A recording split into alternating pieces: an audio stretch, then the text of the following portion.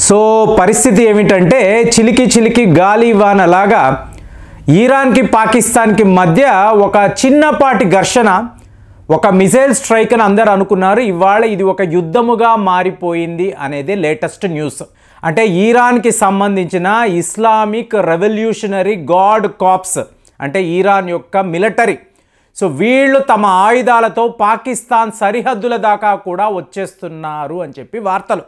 అంటే ఇరాన్ అన్నప్పుడు వాళ్ళ మిలిటరీ అక్కర్లేదండి, వాళ్ళ దగ్గర ఉండే ప్రాక్సీస్ అంటే హూదీ రెబల్స్ అని అంటారు చూసారా, వీళ్ళందరూ కూడా ఇరాన్కి చెందిన వాళ్ళే, ఇరాన్ సపోర్టర్సే. సో వీళ్ళు ఎస్ అన్నారంటే వాళ్ళందరూ పరిగెత్తుకు వచ్చేస్తారు. సో అలాంటి ఒక సిచ్యువేషన్ ఇరాన్కి ఉంది.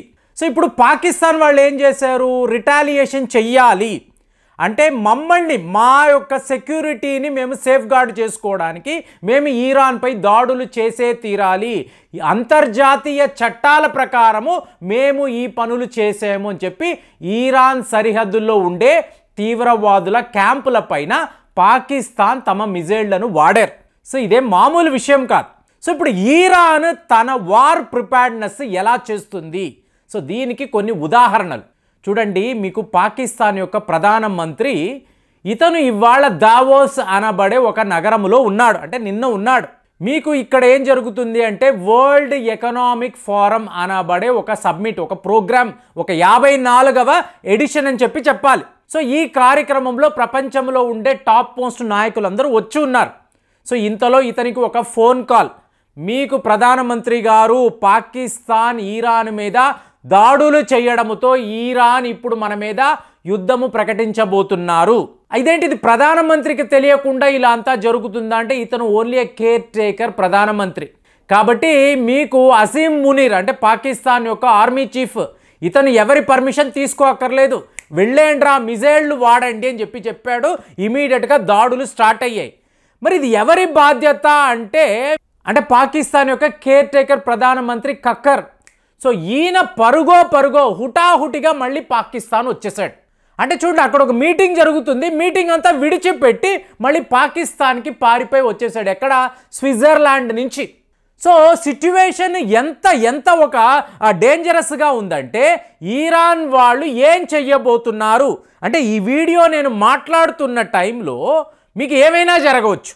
కానీ ఇక్కడ కామెడీ అంతా ఏంటంటే మీకు పాకిస్తాన్ యొక్క భాష, మాకు ఇరాన్ ఒక బ్రదర్లీ కంట్రీ అండి, మా పాకిస్తాన్ ప్రజలు ఇరాన్ ప్రజలను చాలా చాలా ఇష్టపడతారు, చాలా అఫెక్షనేట్గా ఉంటారు, కానీ మార్గము లేదు, మా సావర్నిటీ కోసము మేము ఇలా ఇరాన్ మీద దాడులు చేయాల్సి వస్తుంది. అంటే అమెరికా వాడు కొన్ని నేర్పిస్తాడండి, ఈ చెత్తా చెదారాన్నంతా కూడా ఇతర దేశాలు నేర్చుకొని ఇలా మాట్లాడడం. చూడండి, ఇదే వరల్డ్ ఎకనామిక్ ఫోరంలో అమెరికా యొక్క అంటే US secretary of state Antony Blinken ఈయన మాట్లాడుతున్నాడు. జస్ట్ ఆ వీడియో నేను చూస్తున్నా, అసలు ఈయన ఏం చెప్తున్నాడో చూద్దామని నేను గమనిస్తున్నాను. ఏం మాట్లాడుతున్నాడంటే పాలస్తీనియాలో ఏదైతే జరుగుతుందో చాలా చాలా దారుణం అండి. ఆ పాలస్తీనియా ప్రజలను చూస్తే నా హార్ట్ బ్రేక్ అయిపోతుంది, నా హృదయం బద్దలైపోతుంది. పాపం ఆ మహిళలు, పాపం ఆ పిల్లలు, 24,000 మంది ఇలా మరణిస్తే అసలు ఈ ప్రపంచాన్ని ఏమనాలి? మీకు అక్కడ ప్రశ్నలు అడుగుతున్న జర్నలిస్ట్ బిత్తరపోయి చూస్తున్నాడు. ఒరే మీరు ఏం మాట్లాడతారా, మీరు యుద్ధము చేయిస్తున్నది నువ్వే, ఇజ్రాయెల్కి వార్ ఫండింగ్ ఇస్తున్నావు, ఆయుధాలు ఇస్తున్నావు, వెళ్ళు పాలస్తీనియా మీద దాడులు చేయి, మొత్తము గాజానంతా కూడా ఆక్రమించుకో, నువ్వే చెప్తావు, నువ్వే సెక్రటరీ ఆఫ్ స్టేట్. ఇవాళ నువ్వేం మాట్లాడుతున్నావు? నా హృదయము బద్దలైపోతుంది, మై హార్ట్ ఈస్ బ్రేకింగ్. ఏంటి ఆ దృశ్యాలు? అయ్యో పాపము. ఏమండి మీరే కదండి యుద్ధం చేస్తున్నారా, యుద్ధాన్ని ఆపవచ్చు కదా అంటే అది వేరే డిపార్ట్మెంట్ అండి.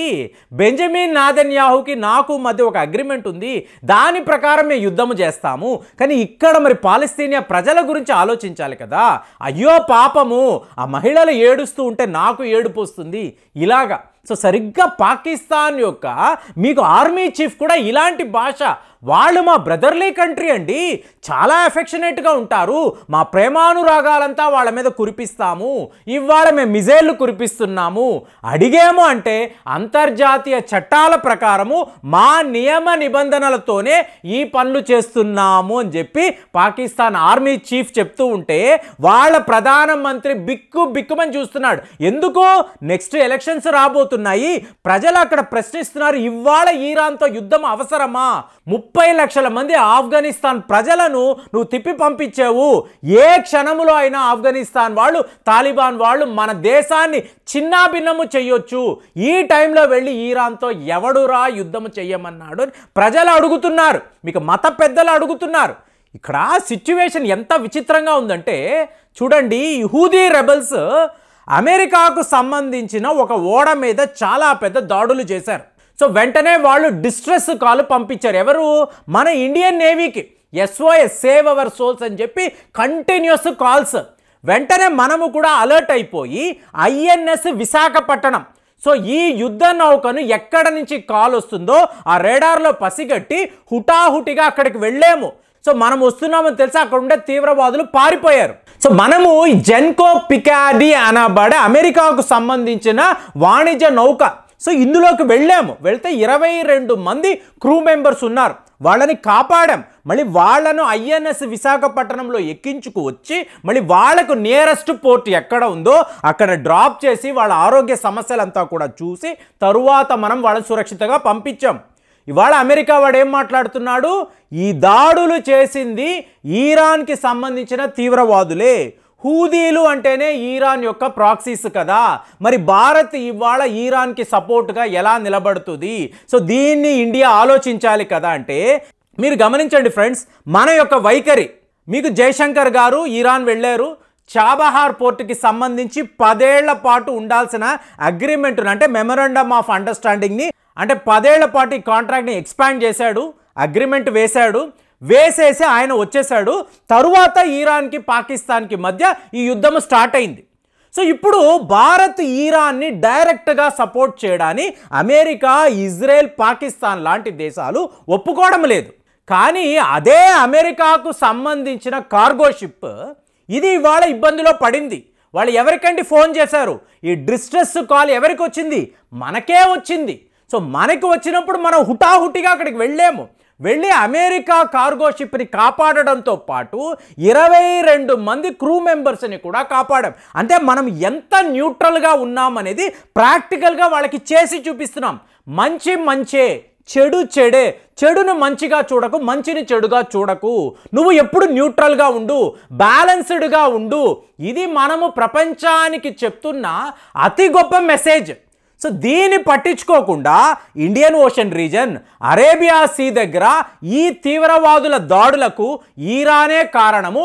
కాబట్టి భారత్ నువ్వు ఈరాన్కి సపోర్ట్గా నిలబడకునంటే మీకు ఈరాన్ ఇవాళ పాకిస్తాన్ మీద సంధించిన ఈ మిజైల్ దాడులు మీకు పాకిస్తాన్లో ఉండే తీవ్రవాదుల పైన ఎవరికి ఏ అవసరమో, ఎలాంటి ఒక సిచ్యువేషను దానికి తగ్గట్టుగా ప్రవర్తించేవాడే విజ్ఞత కలిగినవాడు. సో భారత్ ఇవాళ అంత ఒక కరెక్ట్ అయిన నిర్ణయము, సరైన సమయంలో సరైన నిర్ణయం అంటారు చూసారా, ఆ పద్ధతిలో ఒకవైపు ఈరాన్కి సపోర్టుగా ఉన్నాము, అమెరికా ప్రమాదంలో ఉందంటే వాళ్ళ ఓడలను కాపాడే పనిలో కూడా మనం ఉన్నాము. అంటే మీరు చెప్పండి, ఈరాన్ పాకిస్తాన్ మీద చేస్తున్న ఈ దాడులను మనం ఎలా చూడాలి?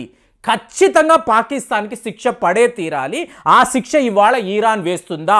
కాబట్టే వాళ్ళ ప్రధానమంత్రి హుటాహుటిగా స్విట్జర్లాండ్ నుంచి నేరుగా పాకిస్తాన్ వచ్చాడు. ఇవాళ సిచ్యువేషన్ని మేనేజ్ చేసే పరిస్థితిలో ఉన్నాడు. ఇతను ఆ పని చెయ్యగలడా? లేకపోతే ఇది చాలా పెద్ద యుద్ధానికి దారి తీస్తుందా? ఆలోచించండి. ఆలోచించి మీ అభిప్రాయాలు కామెంట్స్లో తెలియజేయండి. మళ్ళీ వచ్చే వీడియోలో కలుద్దాం. జై హింద్.